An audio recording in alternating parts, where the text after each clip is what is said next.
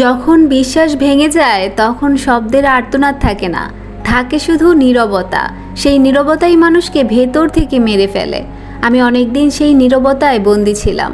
আর আজ যখন পদজার গল্প পড়ি মনে হয় এই কষ্টটা শুধু তার নয়, আমারও। হ্যালো বন্ধুরা, আমি রোকসানা আছি তোমাদের সাথে, আর তোমরা আছো রোকসানাস লাইফ ক্যানভাসে। আজ আমরা একসাথে শুনবো ইলমা বেহরোজের হৃদয় কাঁপানো উপন্যাস আমি পদজার ৬৬তম পর্ব। চলো ডুবে যাই পদজার ব্যথার সমুদ্রে, যেখানে প্রতিটি ঢেউ আমাদের হৃদয়ে আছড়ে পড়ে। পর্ব নাম্বার ৬৬। সেই ঝড়ের সন্ধ্যাতে, যেদিন আমির আর তোমার প্রথম দেখা হয়েছিল। বাক্য দুটি পদজার নিঃশ্বাস থামিয়ে দিল। রিদওয়ান বিছানা ছেড়ে চেয়ার টেনে বসলো। বলল, আমির সারা বছরই ঢাকা থাকে, শুধু বর্ষাকাল আর শীতকালে গ্রামে আসে। সে সময় বর্ষাকাল ছিল, মেয়ে জোগাড় হয়ে গেছে। সেই আনন্দে আমির আমার সাথে তাস খেলে। বলে যদিও ওকে আমি হারাতে পারি, আমি যা চাইবো তাই দিবে। একটু প্রশংসা করি। আমির শয়তান হলেও কথা দিয়ে কথা রাখার অভ্যাসটা ভালোই ছিল। আমার সৌভাগ্য আমির সেদিন হেরে যায়। আমাদের আটপাড়া গ্রামের মেয়েদের আমরা কখনো স্বীকার করি না, এটা আমাদের নিয়ম। নিজের গ্রামের মেয়ে হারালে দুর্নাম হবে বড় চাচার, কারণ তিনি মাতব্বর। আটপাড়ার কোনো মেয়ে আজও আমাদের হাতে পড়েনি। তোমাকে আমি স্কুলে যাওয়ার সময় দেখি, বিশ্বাস করো আমি তোমাকে যেদিন দেখি সেদিন রাতে ঘুমাতে পারিনি। আব্বাকে বলেছি তোমাকে এনে দিতে, তিনি দিলেন না। আটপাড়ার মেয়ে তুলে আনা যাবে না, কড়া নিষেধ। তারপর অনুরোধ করেছি যাতে বিয়ের প্রস্তাব নিয়ে যায়। তখন বড় চাচা বললেন তোমার মায়ের কথা, তিনি মুক্তিযোদ্ধা। গ্রামের অনেকের কাছে শুনেছেন তোমার মা নাকি মেয়ে বিয়ে দিবেন না। দূর দূরান্ত থেকে বনেদি ঘরের ছেলেরাও নাকি এসেছে বিয়ের জন্য, তাও তিনি বিয়ে দিতে রাজি হননি। কিন্তু আমার তো তোমাকে লাগবেই, তোমার রূপ এমনই যে সারা জীবন ভোগ করলেও পাঞ্ছে লাগবে না। শেষ কথাটি শুনে রাগে পদজার কপালের চামড়া কুঁচকে যায়, তবে টু শব্দ করল না। রিদওয়ান বলছে, আমার এই বাড়ির প্রতি, এই পাতাল ঘরের প্রতি লোভ অনেক আগে থেকে। তবুও আমি সেসবের কিছু না চেয়ে আমিরের কাছে তোমাকে চেয়েছি। কতটা পছন্দ করেছি ভাবো একবার, ভাবো পদজা, একটু ভাবো। রেদওয়ান পদজার দিকে কাতর চোখে তাকালো, তারপর চোখে মুখে ক্রোধ এনে বলল, কিন্তু হলো কি, নিজে পছন্দ করে ফেললো। আমির আমার জন্য তোমাকে তুলে আনতে গিয়েছিল। আমি জানতাম তোমার আম্মা বাড়িতে নেই, তাই এর পরদিনই আমির তোমাদের বাড়িতে যায়। কথা দিয়েছিল এশার আজানের আগেই আমার কাছে তোমাকে পৌঁছে দিবে। ধরক্তের B3 ঘরে আমি অপেক্ষায় ছিলাম, মাঝরাত অবধি অপেক্ষা করেছি। তারপর অন্দরমহলে চলে যাই, গিয়ে শুনি আমির বড় চাচাকে হুমকি দিচ্ছে তোমার সাথে বিয়ে না দিলে নাকি কাজ ছেড়ে দিবে। যদিও সবাই জানে আমির কোনোদিন তার পেশা ছাড়বে না, তাও বড় চাচা আমিরকে অসন্তুষ্ট রাখতে চান না, তাই কথা দিলেন তোমার সাথেই বিয়ে হবে, যেভাবেই হোক। আমিরের সাথে আমার তর্ক হয়, আমাকে তখনই আদেশ দেওয়া হয় সৈয়দকে খুন করতে হবে। সৈয়দ আমিরের সাথে বেয়াদবি করেছে, যা আমিরের গায়ে লেগেছে। ও চায় না সৈয়দ আর বেঁচে থাকুক, আমিরের আদেশ পালন করতেই হয়। কিন্তু সেদিন আমি শুনিনি। তখন বড় চাচা বলল, পদজা সমাজের কাছে আমিরের বউ হলেও ঘরে তোর বউ হবে। আমি তার ব্যবস্থা করব, আমিরের সাথে কথা বলবো। আমাকে আশা দেওয়া হয়, তাই সৈয়দকে সরিয়ে দেই, সব কিন্তু তোমাকে পাওয়ার জন্য। কিন্তু অবাক কাণ্ড কি জানো, তোমার মাও সেদিন সেখানে উপস্থিত ছিলেন। মহিলা এত ভয়ঙ্কর আগে বুঝিনি। মেয়ে মানুষ হয়ে কীরকমভাবে যে নেশাগ্রস্ত দুটি মানুষকে জবাই করেছে তুমি ভাবতেও পারবে না। রিদওয়ান থামলো, সে অবাক চোখে পদজার দিকে তাকিয়ে আছে। পদজার কোনো ভাবান্তর হলো না, সে জানে এই ঘটনা, চিঠিতে পড়েছে। রিদওয়ান বলল, তারপর দিন সালিশে বিয়ের প্রস্তাব দেওয়া হয়। তোমার আম্মাও রাজি হয়ে গেলেন। বলেছি না আমির দুনিয়ার সব সুখ নিয়ে জন্মেছে। তোমার আম্মা আমাকে চিনতেন না, কখনো দেখলেও বা নাম শুনলেও মুখ মনে নেই, তাই তিনি নিশ্চিন্তে বিয়ের প্রস্তাব মেনে নিলেন। বড় চাচা সমাজের চোখে কতটা মহান সেটা তুমিও জানো। 2 মাস অন্তর অন্তর দান করেন, সবার অভাব দূর করেন, চিকিৎসা করান। ওনার ছেলের বউ মানে অনেক কিছু। তোমার আম্মা তো আর ভেতরের খবর জানেন না। সে যাই হোক, পরের কথা বলি। আমির যখন শুনলো তোমার আম্মা 2টো খুন করেছে, ও চিন্তায় পড়ে যায়। আমির ধূর্তবাজ, চালাক, ও মানুষ চিনে। ও তাৎক্ষণিক বুঝে গেল তোমার আম্মা জটিল মানুষ, তাই আমাকে নিষেধ করলো বিয়ে বাড়িতে আমার মুখ না দেখাতে। চিনে গেলে সমস্যা হবে। আমিরের সাথে তাল মিলিয়ে বড় চাচাও নিষেধ করলো। আমি তো, পদজা মাঝপথে প্রশ্ন করলো, আপনি এই গ্রামের ছেলে, আর আম্মাও এই গ্রামের মেয়ে বউ, তারপরও আপনাকে চিনতেন না? ওই যে বললাম, কখনো হাওলাদার বাড়ির ছেলে হিসেবে দেখলেও মনে নেই, নয়তো নাম জানলে মুখে চিনতেন না। তাছাড়া আমাকে সত্যি অনেকে চিনে না। নাম জানলে মুখ চিনে না, মুখ চিনলেও হুট করে দেখে ধরতে পারে না। সব সময় এখানে থাকি, অন্দরমহলে থাকি, রাতে বের হই, ট্রলারে থাকি, এটা খুব সহজ ব্যাপার। তোমার আম্মা চিনতেন না বললে বেমানান লাগবে না।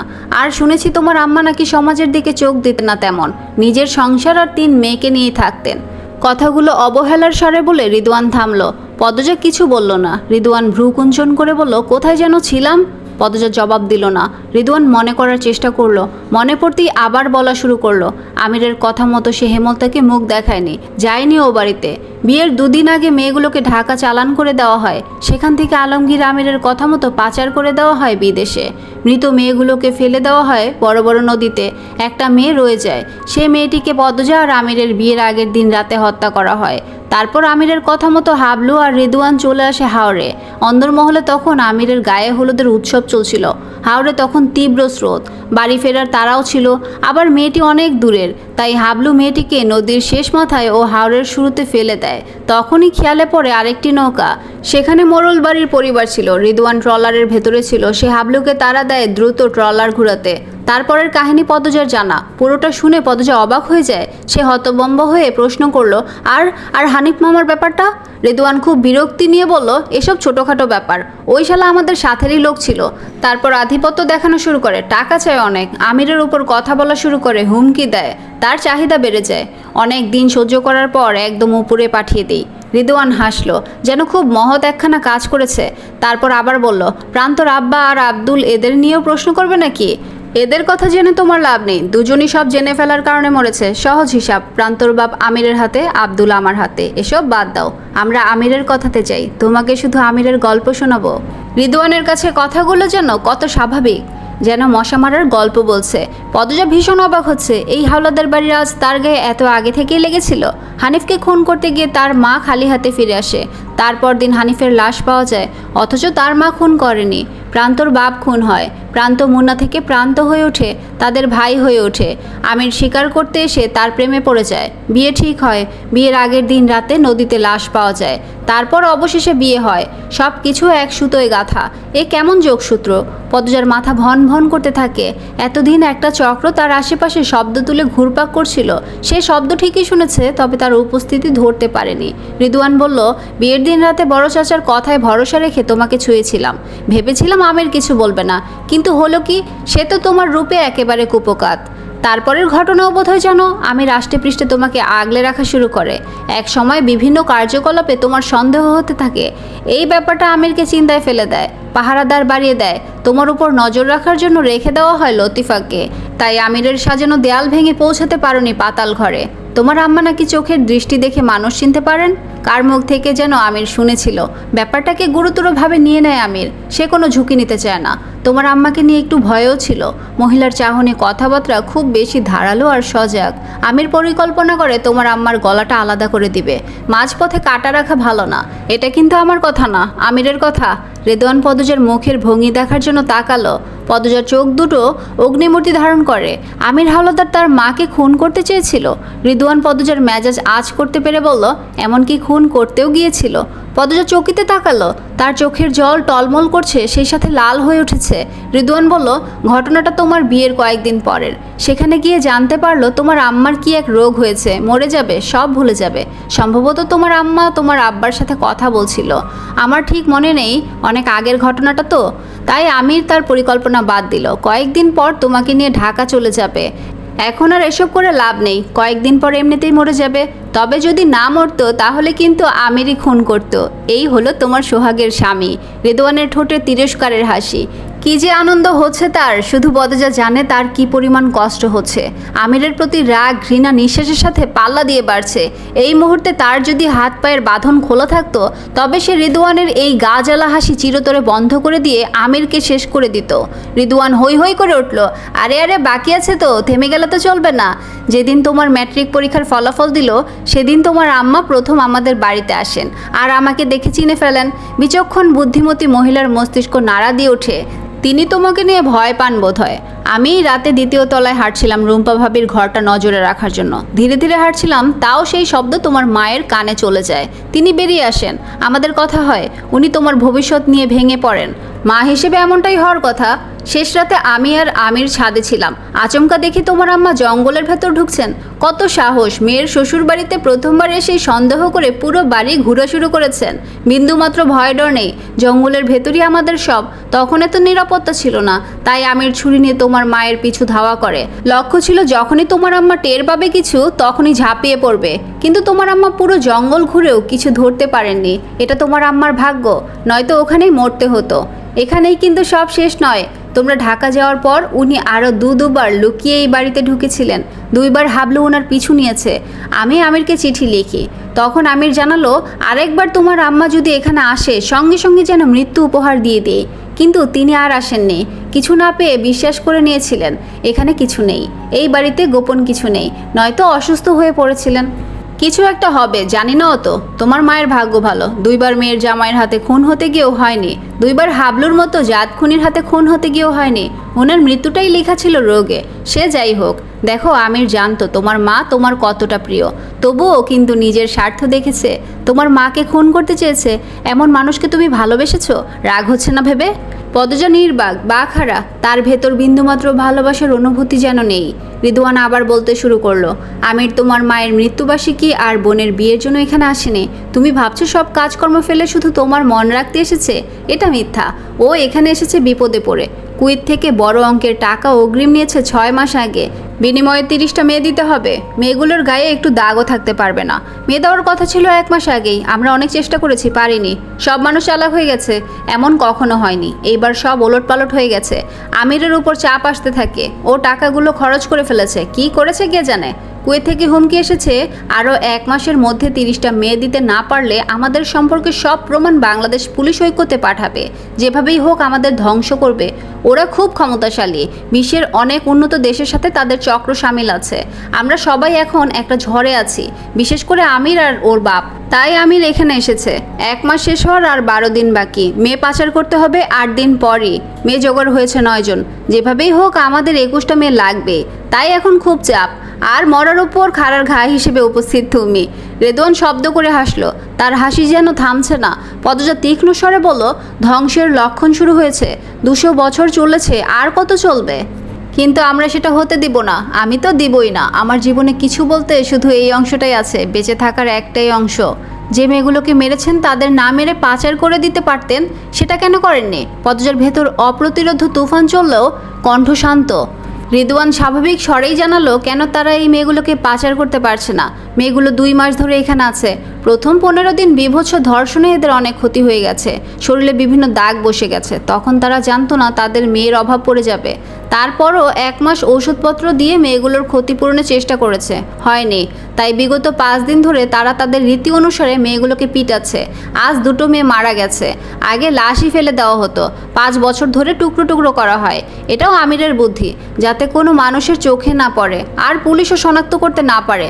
পুলিশরাও এখন চালাক হয়ে গেছে। পদজা বলল, আমি মেয়ে পাচার করতে দিব না। কি করবে? পদজা নিশ্চুপ, কিছুই পারবে না। আমির তোমাকে ছেড়ে দিলেও আমরা ছাড়বো না, আর আমিরও তোমাকে ছাড়বে না। ও তোমার শরীরে আকৃষ্ট, ভালোবাসে না। যেদিন তুমি রুম্পার ঘরে রাতে ছিলে সেদিন আমির তোমার খেয়াল রাখার জন্য না, তোমার উপর নজর রাখার জন্য রাতে ঘুমায়নি।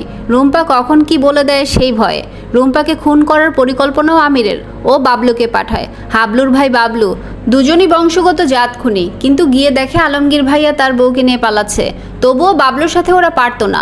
সেখানে তুমি বাগড়া দাও, বাবলুকে খুন করে ফেলো। কি আশ্চর্য, একদম মায়ের রূপ পেয়েছো। পুরোটা দৃশ্য কিন্তু আমির দেখেছে, ও জঙ্গলে ছিল। এত এত চিন্তার মাঝে তোমার এই রূপ। তুমি যখন পূর্ণাকে নিয়ে অন্দরমহলে চলে যাও তখন লাশ সরিয়ে দেওয়া হয়। তুমি পূর্ণাকে নিয়ে ঘরে যাও তখন আমির তোমাদের ঘরে চলে যায়। এমনকি আমিরের জ্বরও হয়েছিল মেয়ে জোগাড়ের চিন্তায়। এমন অবস্থায় তোমার খুনাখুনির কাজকর্ম আমিরকে পাগল করে তুলে অস্থির হয়ে পড়ে। রানীকে খোঁজার নাম করে এখানে এসে পরিকল্পনা করে তোমাকে ভয় দেখানোর, যাতে তুমি ঢাকা চলে যাও আমিরকে নিয়ে। ওর বিশ্বাস 8 দিনে মেয়ে জোগাড় করে ফেলবে, কিন্তু এটা বিশ্বাস নেই যে তুমি 8 দিন পর ঢাকা যেতে রাজি হবে। তাই আগে থেকে কাজ এগিয়ে রাখার পরিকল্পনা করে। এমনকি তোমাকে মারতেও বলেছে, যাতে ভয় পাও। মারার পরও যখন ভয় পাওনি, তারপর বললো তোমাকে রক্ত দেখাতে। যদিও একটা মেয়ের রক্ত দেখিয়েছিলাম তোমাকে। ওর বিশ্বাস ছিল স্বামীর জানের মায়া হলেও ছেড়ে দিবে এই গ্রাম, কিন্তু তুমি তো মুখের ওপর বলে দিলে ঢাকা ফেরত যেতে রাজি না তুমি। এই সত্যি তুমি আমিরকে ভালোবাসো? ভালোবাসো কি? পদজা দাঁতে দাঁত চেপে চোখের জল ফেলছে। রিদওয়ান 2 হাত নাড়িয়ে বলল, আচ্ছা এসব ভালোবাসা টালোবাসার কথা বাদ দাও। আমির তোমাকে ভালোবাসে না, সব ওর নাটক। ও তোমার রূপকেই ভালোবেসেছে। এখনও যে রূপের শরীর তোমার, আমি নিজেকে নিয়ন্ত্রণ করতে পারি না, সেখানে ও তো হালালভাবে ভোগ করার সনদ পেয়েছে। সব শেষে ভালোভাবে বলছি পদজা, কোনো বাগড়া দিও না আর, সব মেনে নাও, নয়তো তোমাকে মরতে হবে। আমির না মারলেও বড় চাচা আব্বা আর আমি তোমাকে ছেড়ে দিব না। তিনি কেন আমাকে মারবেন না? তিনি তো আমাকে ভালোবাসেন না। ভালো না বাসলেও টাকার প্রতি যেমন ওর টান, তেমন সুন্দরের প্রতি টান আছে, ধরে রাখতে চাইতেও পারে। তোমার কাছে আমার অনুরোধ, অনেক করেছো, আর কিছু করো না। কি পান এসব করে? অর্থ পাই, শান্তি পাই। মেয়েদের কষ্ট দিয়ে কিসের শান্তি? হালদের বংশে ভালো ছেলে নেই, সবাই খারাপ। যারা ভালো হয়েছে তারা মরেছে। তবে জাফর ভাই, আলমগীর এরা তো ভালো। এদের অনেক পিটিয়েও বড় চাচা আব্বা এই পথে আনতে পারেনি। জাফর ভাই তো এই সম্পর্কে কিছুই জানে না। জাফর ভাই একটু বোকা ধরনের, অনেক স্পর্শকাতর মন, মুরগির রক্ত দেখলেই অজ্ঞান হয়ে যায়। তাই তাকে আর এই জগতে আনা হয়নি। আব্বার প্রথম ছেলে ছিল বলে মারেনি, রাজধানীতে পাঠিয়ে দেয় পড়ার জন্য, তারপর বিয়ে করে বাইরে চলে গেল। আর আলমগীর ভাইয়া বাধ্য হয়ে এই দলে কাজ করছে, সুযোগ পেয়ে পালিয়েও গেছে। আমির তো ছোট থেকেই তেজি, বড় চাচার কাছে আমির হচ্ছে সোনার টুকরো। এসব গল্প করতে ভালো লাগছে না, ঘাড়টা খুব ব্যথা করছে। এত শক্ত আঘাত দিয়েছো, ডাইনি নাকি তুমি? রিদওয়ান আলতো করে ঘাড়ে হাত বুলাতে বুলাতে বলল, আচ্ছা আসল কথা বলি, আমিরকে ছেড়ে পালিয়ে যাও। এই রাজত্বে থাবা দেওয়ার কথা ভেবো না। জীবনে কিছু পাইনি, মা জন্ম দিয়ে মারা গেল, বাপের অবৈধ সন্তান আমি। ছোট থেকে আমি অত্যাচারিত, আজও আমির আমার ওপর অত্যাচার করে। অনেক দুর্বল ছিলাম, পানিতে চুবিয়ে রেখেছে, শীতের রাতে উলঙ্গ করে বেঁধে রেখেছে, পিটিয়েছে। আমির মানুষকে আঘাত করতে পছন্দ করে, মানুষের আকুতি মিনতি ওর কাছে পরম শান্তির। তুমি ওর কাছে থেকো না, পালিয়ে যাও, পুলিশের কাছে যেও না, অন্য কোথাও গিয়ে থাকো। ও এখন মায়া দেখাচ্ছে, যখন স্বার্থে বেশি টান পড়বে ঠিকই হাত তুলবে, খুন করে ফেলবে তোমাকে। পদজা শ্বাসরুদ্ধকর কণ্ঠে বলল, কি বলছেন? তাহলে উনি আপনার কাহিনী আমাকে শুনিয়েছেন? রিদওয়ান পদজার কথা বুঝতে পারল না, সে একটু ঝুঁকে প্রশ্ন করলো, কিছু বললে? পদজা কিছু বলতে পারল না, তার চোখ থেকে জল পড়ছে। পিছনের 6 বছর মিথ্যের জাল দিয়ে পেঁচানো, কিছু সত্য নয়, সব মিথ্যে, সব। আমির মাত্রই এসেছে, এখন শেষ রাত। সে পানি খেয়ে রাফেদকে বলল, নতুন মেয়ে 3টেকে খেতে দাও, চিৎকার চেঁচামেচি করলে ভুলেও মেরো না। রাফেদ বলল, আপনি ভাববেন না, সব সামলে নেব। আমির বিটু ঘরে বসে রয়েছে। মজিদ বলল, আমরা যাই তাহলে, সকালে কাজ আছে আমার। আমির কিছু বলল না, কপাল কুঁচকে রেখেছে, সিগারেট ধরালো। খলিল বলল, ওই সিরিল এখন কি করবি? আমির বলল, এটা আমার ব্যাপার। আরভিদ উঁচুস্বরে ডাকলো। আরভিদ সেকেন্ড কয়েকের মধ্যে আসলো। আমির বলল, বাড়ির পিছনে যাও, লতিফা থাকবে, যা দিবে নিয়ে আসবে। আরভিদ চলে গেল। আমির চেয়ারে বসে মজিদকে বলল, গেলে যাও, দাঁড়িয়ে আছো কেন? শফিক না আসছিল, কোথায় গেল? ঋদুর কাছে গেছে, বলল খলিল। তারপর মজিদরে বলল, আইও ভাই, বাড়ি যাই। পদজা ক্লান্ত কণ্ঠে জানতে চাইল, ঢাকার অফিসার গোডাউনে আমি তো অনেকবার গিয়েছি, সেখানে পণ্য দেখেছি, মেনু দেখেছি, কিছু তো মিথ্যে মনে হয়নি। আমিরের সত্যি পণ্যের ইম্পোর্ট ব্যবসা আছে, ও কাঁচা কাজ করে না। আর আমার মেয়ে, আমার নিষ্পাপ 3 মাসের মেয়েটাকে কে খুন করেছে? বাবলু করেছে? রিদওয়ান এই প্রশ্নে থমকায়। পদজা অধীর আগ্রহে তাকিয়ে আছে এই প্রশ্নের জবাবের জন্য। দরজায় টোকা পড়ে। সেকেন্ড কয়েকের মধ্যে প্রবেশ করলো একটা চেনা মুখ। রিদওয়ান হেসে বলল, আরে শফিক, শেষ রাতে এখানে? শফিক পদ্মজাকে জৌহরি চোখে দেখলো। শফিকের এলোমেলো চুল, নোংরা চাহনি। সে রিদওয়ানকে বলল, আসছি। আগে বলো, আমিরের বউ এখানে কেন? এই মেয়েরও চালান করে দিবে নাকি? নিজে নিজেই চলে এসেছে, কোনো বিপদ? থানার কি অবস্থা? তোরা কি আজমপুর থেকে কোনো মেয়ে এনেছিস? আজমপুরের মাতব্বর মামলা করেছে, তার মেয়ে হারিয়ে গেছে। বিশাল বড় লোক, বড় লোকদের ব্যাপার স্যাপার তো জানোসই। আশেপাশের সব এলাকাতেই খোঁজ চলছে। আগামীকাল আনন্দপুরেও পুলিশ আসবে, তাই তোদের জানাতে এসেছি, সাবধানে থাকিস। দুনিয়ার সব ভেজাল একবারে একসাথেই আসতেছে। ভীষণ বিরক্তি নিয়ে বলল রিদওয়ান। শফিক তার গোফে হাত বুলাতে বুলাতে পদ্মজাকে পা থেকে মাথা অবধি দেখলো। তারপর পদ্মজার পায়ের কাছে বসলো। পদ্মজার ফর্সা পা দুটোতে তার নজর পড়ে। পায়ে আলতো করে ছুঁয়ে দিয়ে বলল, খুব সুন্দরী, কাছ থেকে প্রথম দেখলাম, মেরেই তো দিবে নাকি? শফিকের ছোঁয়া যেন পদ্মজার গায়ে আগুন ধরিয়ে দিল। সে হুঙ্কার ছাড়লো, একদম ছোঁয়ার চেষ্টা করবে না, দূরে সরুন। শফিক অবাক হয়ে রিদওয়ানকে বলল, আরে এর তো তেজ অনেক, আমির সামলাই কেমনে? রিদওয়ান ঠোঁট কামড়ে হাসি আটকিয়ে রেখেছে। তার সাহস হচ্ছে না পদজাকে ছোঁয়ার, কিন্তু অন্য কেউ আমিরের দুর্বলতায় হাত দিচ্ছে দেখে তার খুব আনন্দ হচ্ছে। সে শুধু দৃশ্যটা উপভোগ করছে। শফিক শার্টের বোতাম খুলতে খুলতে বলল, এত সুন্দর মেয়ে হাতছাড়া করা যায় না, মেরেই যখন দেওয়া হবে একটু উপভোগ করে দেখি, কি বলিস? পদ্মজার বুক ধুকপুক করছে, শেষমেশ তার ইজ্জতেও হাত পড়েছে। সে ছটফট করতে থাকে ছোটার জন্য। পদ্মজা বাধা অবস্থায় উল্টো হয়েছিল। শফিক সোজা করে, সঙ্গে সঙ্গে পদ্মজার মসৃণ পাতলা পেট উন্মুক্ত হয়ে ওঠে। শফিকের লেলুপ দৃষ্টি দেখে পদ্মজার শরীর লিরি করে ওঠে। সে প্রাণপণে ছোটার চেষ্টা করছে। শফিক উল্লাসে বলল, আরে ভাই, এমন সুন্দর মেয়ে মানুষ তো দুটো দেখিনি। আমিরের উচিত ছিল আমাদের সঙ্গে ভাগ করে নেওয়া, একাই 6 বছর। আচ্ছা যাক, তুই এখানে বসে দেখবি, দেখলে দেখতে পারিস। শফিক আরও অশ্লীল মন্তব্য করে, যা শুনে পদ্মজার ঘৃণায় বুক ফেটে কান্না আসে। শফিক পদ্মজার উপর ঝুঁকতেই পদ্মজা চেঁচাতে থাকে। একদলা থুতু ছুঁড়ে দেয় শফিকের মুখের উপর। শফিকের চোখ দুটো বড় বড় হয়ে ওঠে। প্রবল আক্রোশে পদ্মজার আহত গালে থাপ্পড় বসায়। পূর্ণ ক্ষতস্থানে পুরো চামড়াটা ছিঁড়ে রক্ত বেরিয়ে আসে। ব্যথায় পদ্মজার সারা শরীর টনটন করে ওঠে। আর্তনাদ করে ওঠে আম্মা বলে। তখনই দুটো পায়ের শব্দ ভেসে আসে। কেউ একজন দৌড়ে এদিকে আসছে। রিদওয়ান আমিরের উপস্থিতি টের পেয়ে দ্রুত ভয়ে চেয়ার থেকে উঠে দেয়াল ঘেঁষে দাঁড়ালো। ঘরে এসে প্রবেশ করলো আমির। রিদওয়ানের ধারণাই সত্যি। আমির পদ্মজার চিৎকার শুনেই চলে এসেছে। আমির এখানে আছে জানলে রিদওয়ান শফিককে নিষেধ করত। শফিকও তো বলেনি, যেখানে বাঘের ভয় সেখানেই সন্দেহ হয়। শফিক আমিরকে দেখে হাসলো, বলল, আমির এই বউ তো। চোখের পলকে সেই হাসি মিলিয়ে যায়, কথা বলাও থেমে যায়। আমির থাবা মেরে ধরে শফিককে। রিদওয়ান দ্রুত বেরিয়ে যায় ঘর থেকে। একটু ঘরে গিয়ে দরজা বন্ধ করে দেয়। শফিক কিছু বুঝে ওঠার পূর্বে আমির ছুরি দিয়ে শফিকের গলার রগ কেটে ফেলে। রক্ত ছিটকে পড়ে পদ্মজার উপর। আমির নিঃশ্বাস বন্ধ রেখে ছুরি দিয়ে শফিকের দুই চোখে আঘাত করে, পেটে বুকে আঘাত করে। শফিকের মাথা দুই হাতে ধরে দেয়ালের শব্দ তুলে আঘাত করে। শফিকের মুখ থেকে গ্যার গ্যার ধরনের একটা শব্দ বেরিয়ে আসে। সেই শব্দ আর আমিরের বিশ্রী গালিগালাজে পদ্মজা ভীত হয়ে পড়ে। রক্তে সারা ঘর রক্তপরি হয়ে উঠেছে। পদ্মজার শরীর কাঁপতে থাকে। সে কখনো আমিরকে খুন করতে দেখেনি, আজই প্রথম দেখছে। কি নির্মম তার খুন করার ধরন, কি হিংস্রতার চাহনি, তার আক্রমণ। চোখের পলকে মানুষ খুন করে ফেলেছে। পদ্মজা চোখ বুজে জোরে জোরে কাঁদতে থাকলো। আমিরের সারা মুখে রক্ত, চোখ দুটো ছাড়া আর কিছু দেখা যাচ্ছে না, হাঁপাচ্ছে না। দরজার বাইরে এসে দাঁড়ালো মজিদ, খলিল, রাফেত, আরভিদ। মুহূর্তে চারিদিক থমকে যায়, থেমে যায় সব শব্দ। শফিকের রক্তাক্ত দেহটি মেঝেতে পড়ে আছে। চোখ দুটো যেন বেরিয়ে এসেছে।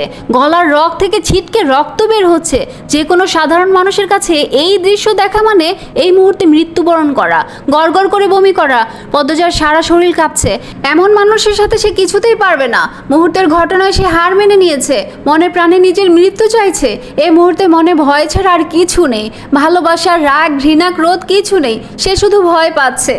এভাবেই শেষ হলো আমি পদ্মজা উপন্যাসের 66তম পর্ব। কখনো কি মনে হয়েছে পদ্মজার গল্প আসলে আমাদের না বলা গল্পগুলোকেই কণ্ঠ দিচ্ছে? যদি তোমার মনে এই গল্প ছুঁয়ে যেয়ে থাকে কমেন্টে জানিও। আর ভিডিওটি ভালো লেগে থাকলে লাইক দাও, বন্ধুদের সাথে শেয়ার করো।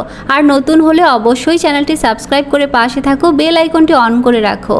আমরা আবার মিলবো 67তম পর্বে, নতুন কষ্ট, নতুন ভালোবাসা আর নতুন প্রকাশ নিয়ে।